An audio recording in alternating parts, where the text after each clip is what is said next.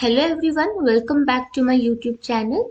So today we will discuss the value of information on decision making. Okay, तो basically आज हम लोग discuss करेंगे कि इंफॉर्मेशन का क्या वैल्यू है, क्या इम्पोर्टेंस होता है डिसीजन मेकिंग प्रोसेस में. Okay, so without wasting much time, so let's start with the slides.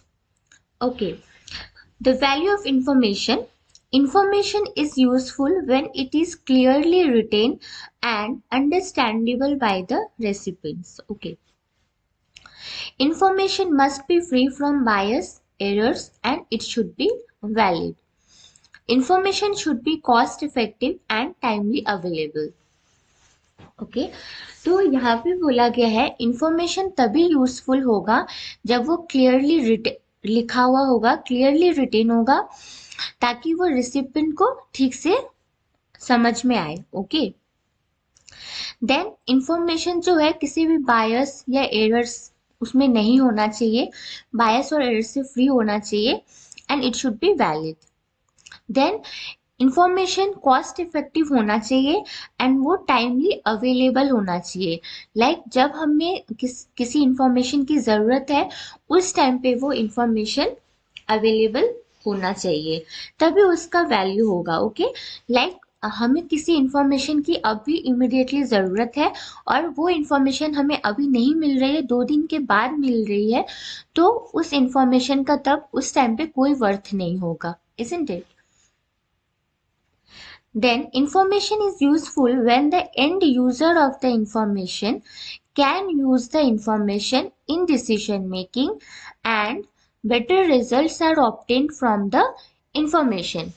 Then क्या कहा गया है कि इंफॉर्मेशन तभी यूजफुल होगा जब एंड यूजर या रिसिपिएंट उस इंफॉर्मेशन को अपने डिसीजन मेकिंग प्रोसेस में यूटिलाइज कर सके एंड उस इंफॉर्मेशन से बेटर रिजल्ट्स ऑब्टेन किया जा सके. ओके, तो तभी हमें लगेगा कि यस हमारे पास जो इंफॉर्मेशन था वो वर्देबल था. ओके, उसका सही इंपॉर्टेंस था. Then value of information in decision making. Okay, value of information equals to B minus C, where B is the value of decision making after using the information.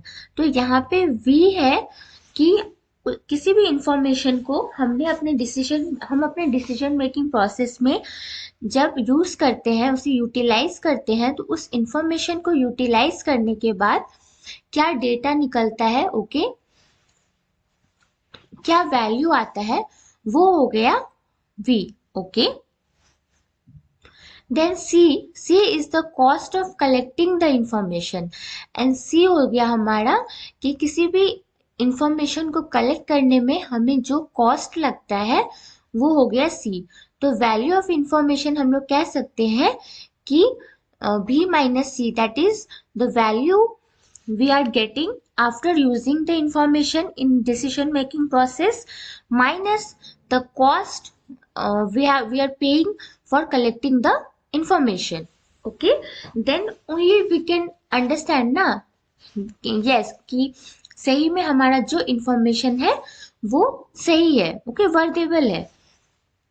अगर यहाँ पे जो वैल्यू आता है information को use करने के बाद डिसीजन मेकिंग प्रोसेस में, अगर वो वैल्यू कम है, कॉस्ट ज़्यादा लग रहा है और वैल्यू कम आ रहा है, तो क्या वो इंफॉर्मेशन वैल्यूएबल होगा डिसीजन मेकिंग के लिए? नो.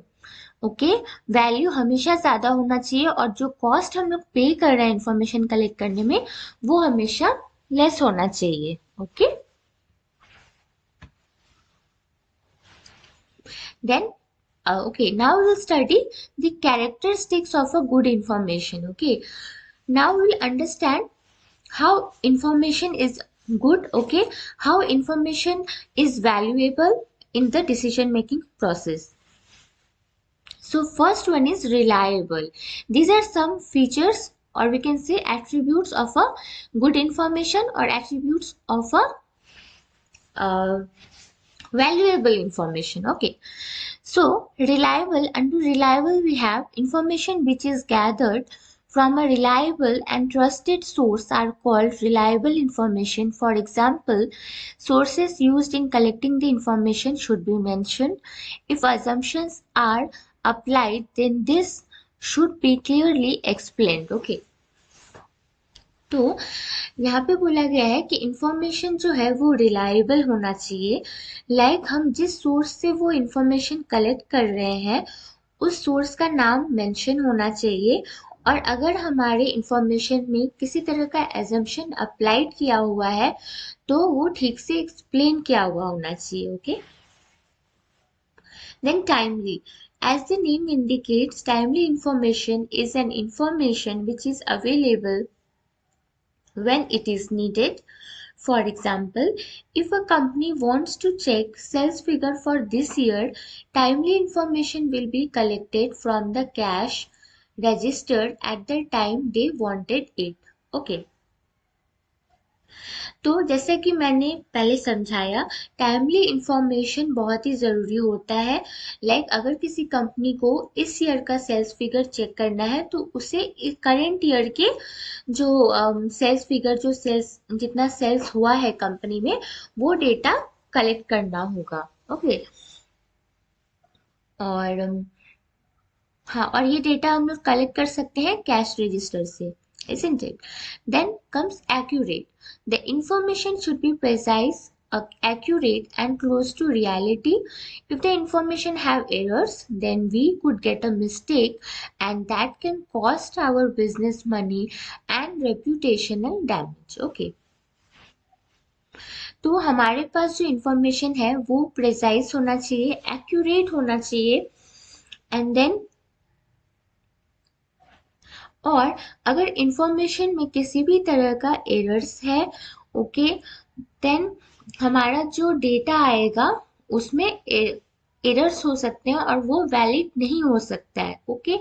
और रॉन्ग इंफॉर्मेशन से हमारा जो बिजनेस मनी है वो भी डैमेज हो सकता है। Okay. The information should be free from bias and errors.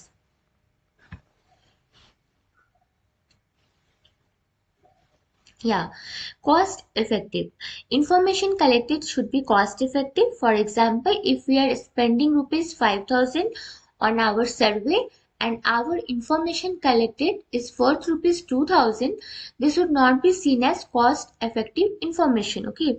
As I explained in the earlier slides, okay, the value of information we are getting should be more than the cost we are paying for collecting the information. Like अगर हम लोग किसी information को collect करने में किसी सर्वे पे हम लोग 5,000 रुपीज स्पेंड कर रहे हैं और हमारे पास जो इंफॉर्मेशन कलेक्शन हुआ है वो रुपीज 2,000 के वर्थ का ही है, तो this would not be seen as cost effective information. Okay.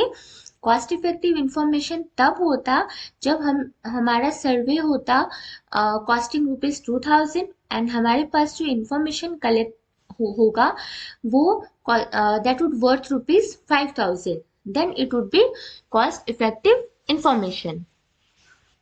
But in this current scenario, this will not be called as cost effective information. Then comes relevant. Information collected should be relevant to the business. For example, if a business is looking for a way to cut cost, they may look at their way to cut cost. They may look at their incoming bills, such as electricity bills, to try and to see where they could save money. Okay. Like relevant जो है, information में relevancy होना चाहिए। Okay. Like business से relevance होना चाहिए। Okay. Like अगर कोई बिजनेस कोशिश कर रहा है कि उनका जो बिल्स है या उनके जो खर्चे हैं वो सारी चीज़ें उनको रिड्यूस करनी है, तो वो क्या करेंगे, किस तरह की डेटा निकालेंगे, वो लोग अपना इलेक्ट्रिसिटी बिल्स, लाइक इस तरह के जो बिल्स हैं वो सब पहले डेटा निकालेंगे, सर्च करेंगे कि इन सारी चीज़ों में से हम कहाँ कहाँ और कितना कितना अमाउंट सेव कर सकते हैं। ओके। तो जो डेटा हम लोग निकालेंगे वो डेटा जो है हमारा जो प्रॉब्लम है उससे रिलेटेड होना चाहिए। ऐसा नहीं कि हमें प्रॉब्लम है किसी और चीज़ का और हमने किसी और चीज़ से, किसी और डिपार्टमेंट का या किसी और चीज़ से रिलेटेड हमने डेटा निकाल लिया, okay, then it not be relevant. Understandable by the user. Information given must be understood by the end user. Information should be written in a clear and understandable language so that the end user easily understands the valid point. Okay. Okay ये point तो सबको समझ में आ ही गया होगा। Information clearly retain होना चाहिए and easily language में रिटेन होना चाहिए ताकि रेसिपेंट को जो है वो एक बार में समझ में आ जाए, कोई कंफ्यूजन ना हो। Then comes valid. Information should be valid so that no errors or mistakes can be done in decision making process. If the information is invalid, it will lead to the pause in decision making. Okay, information valid होना चाहिए, okay, ताकि किसी भी तरह का errors और mistakes decision making process में नहीं आ सके। Fit for purpose. Information collected should be fit for purpose. Example, if a new business is starting in Pune, then the demographic features of Pune should be considered. If you look at the demographic features of Goa, then this information wouldn't be fit for purpose. Okay? क्या कहा गया है? जो information हम लोग collect कर रहे हैं वो हमारे पर्पस से मैच होना चाहिए। लाइक अगर हमें कोई बिजनेस पुणे में स्टार्ट करना है तो हमें पुणे का डेमोग्राफिक फीचर्स कंसिडर करना होगा। ओके, वहीं अगर हम लोग गोवा का डेमोग्राफिक फीचर्स कंसिडर करने लगेंगे, उस पर एनालिसिस करने लगेंगे, तो वो इंफॉर्मेशन हमारे पर्पस के लिए फिट नहीं होगा। ओके, तो ये हमारा लास्ट पॉइंट था। So if you found the video useful, please do like, subscribe and share my channel and keep supporting guys. मिलते हैं next video में और नए नए topics के साथ. Till then, bye bye and thank you.